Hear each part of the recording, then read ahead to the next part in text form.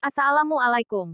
Salam jumpa. Sebaiknya subscribe terlebih dahulu dan nyalakan notifikasinya dengan menekan tombol lonceng agar selalu mendapat update terbaru. Jika sudah, mari kita lanjutkan. Bab 616 sulit dibujuk. Meskipun Sylvana seorang lesbian, tetapi sebenarnya ada begitu banyak pria yang mengejar gadis itu.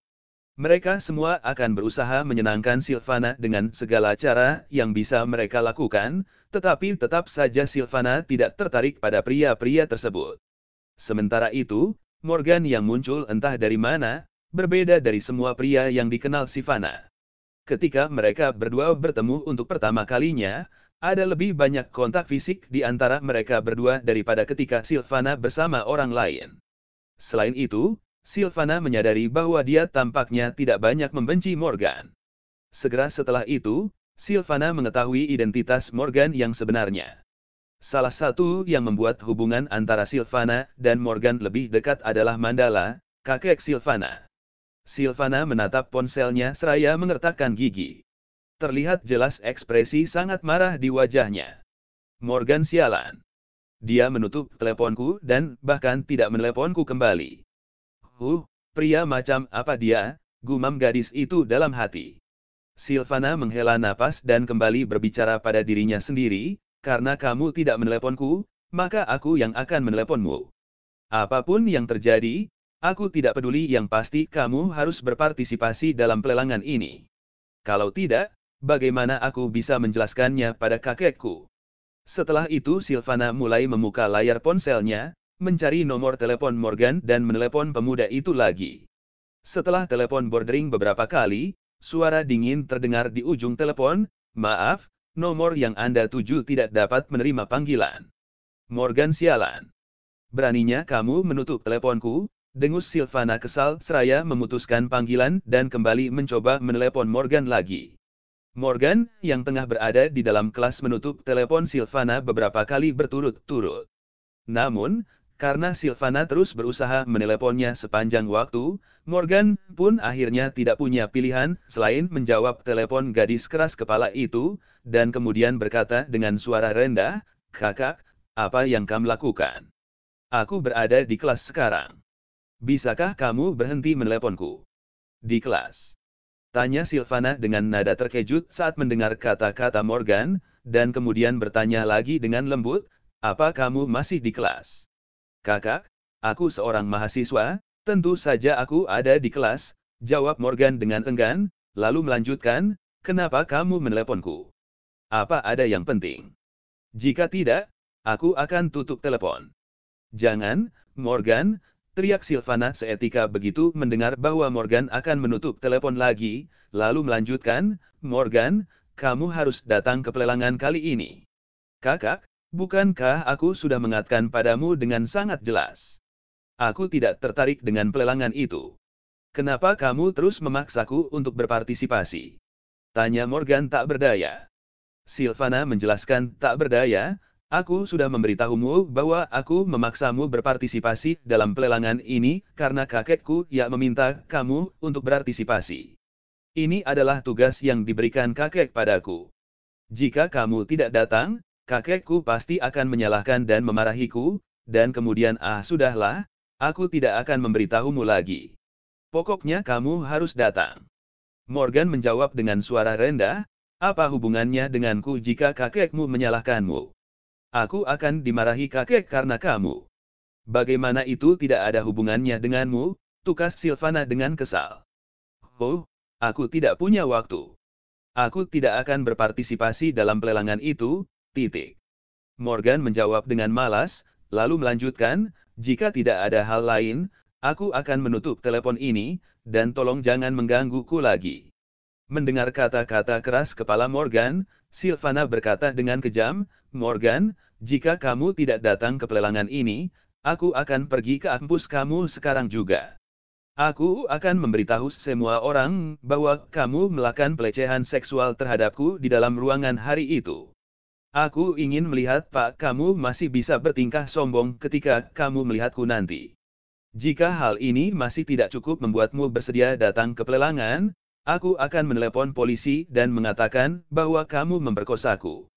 Setelah mendengar kata-kata Sylvana, Morgan langsung membeku di tempat dengan ekspresi tak berdaya di wajahnya, kemudian dia menjawab dengan nada putus asa, "Kakak, bukankah tidak ada dendam di antara kita?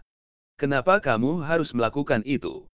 Sylvana berpikir sejenak, dan kemudian menjawab dengan nada tegas bahkan sedikit mengancam, "Jika kamu bersedia pergi ke pelelangan, maka tidak akan ada masalah ataupun dendam di antara kita.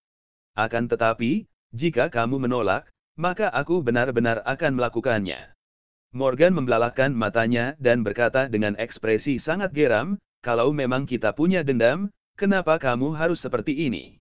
Apa pentingnya jika aku pergi ke pelelangan itu atau tidak?" Setelah mendengar perkataan Morgan, Ryan dan Resian langsung menoleh ke arah sahabatnya itu. "Bro, apa yang kamu lakukan? Jangan keras-keras. Kita sekarang ada di kelas," tukas Ryan tak berdaya, berusaha mengingatkan Morgan. Morgan memandang ke arah ponselnya, dan berkata dengan suara rendah, "Sylvana, apa yang ingin kamu lakukan? Jika kamu terus seperti ini, percaya atau tidak, aku akan menelepon kakekmu sekarang juga."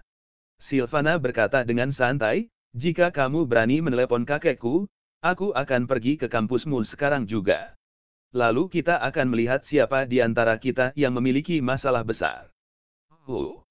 Morgan menarik napas dalam-dalam dengan ekspresi yang sangat tak berdaya di wajahnya, lalu berkata dengan suara rendah, "Kakak, aku benar-benar tidak tahu harus bagaimana menghadapimu. Oke, aku setuju untuk berpartisipasi dalam pelelangan ini, apa kamu puas? Kamu setuju?" Setelah mendengar kata-kata Morgan, Sylvana berteriak dengan sangat gembira. Morgan berkata dengan nada suara putus asa, "Ya, ya, sekarang aku mohon, jangan ganggu aku lagi, oke?" "Ya, baguslah kalau begitu," balas Sylvana sambil tersenyum, lalu melanjutkan, "Kalau begitu aku akan menjemputmu besok malam, bagaimana?" "Sebaiknya kamu jangan menjemputku," tolak Morgan secara langsung tanpa berpikir dan kemudian melanjutkan, "Katakan saja di mana alamatnya, aku akan langsung ke sana sendiri." Morgan tahu betul dalam hatinya bahwa penampilan dan sosok Sylvana yang sangat mempesona itu akan menarik perhatian banyak orang, kemanapun dia pergi. Selain itu, jika Sylvana mengendarai mobil mewah saat menjemputnya, pasti akan menyebar ke seluruh kampus. Masalah antara Morgan dan Yura sudah cukup menyebabkan badai di kampus. Jika ditambah lagi dengan kehadiran Sylvana saat ini, tentu akan lebih sulit bagi Morgan untuk menjelaskan semuanya. Oleh karena itu, Morgan berpikir lebih baik dia pergi sendiri. "Baiklah kalau begitu. Aku akan memberitahumu staf keamanan terlebih dahulu, lalu kamu hanya perlu menyebutkan namamu dan kamu bisa masuk," kata Sylvana dengan nada gembira. Dia tahu bahwa Morgan tidak sedang bercanda saat ini. "Baiklah, aku mengerti. Jangan menelepon aku lagi. Aku sedang berada di kelas sekarang." Morgan menjawab dengan enggan dan langsung menutup telepon. Setelah Morgan selesai menelepon, Ryan menoleh ke arah Morgan, lalu bertanya dengan nada bingung, "Morgan, siapa yang baru saja menelpon kamu?" "Temanku. Dia menyuruhku pergi ke pesta besok malam," jawab Morgan dengan enggan. "Pria atau wanita?" tanya Ryan penasaran. Setelah mendengar pertanyaan Ryan, Morgan langsung memasang tatapan tak berdaya di matanya dan berkata dengan malas, "Wanita." Setelah Ryan tahu itu seorang wanita, ekspresi wajahnya tampak lebih bersemangat, dan dia kembali bertanya dengan senyum lebar, "Apa dia cantik?" Morgan menoleh dan menatap Ryan dengan malas. Ekspresi wajahnya sangat tidak bersemangat. Dia tidak tahu harus berkata apa untuk menjawab pertanyaan konyol sahabatnya itu. Ryan bertanya sekali lagi setelah melihat Morgan tidak segera menjawab pertanyaannya, "Apa kamu ingin membawaku bersamamu?" Morgan menatap Ryan dan berkata dengan nada yang sangat tidak berdaya, "Tidak. Sebaiknya kamu lakukan urusanmu sendiri."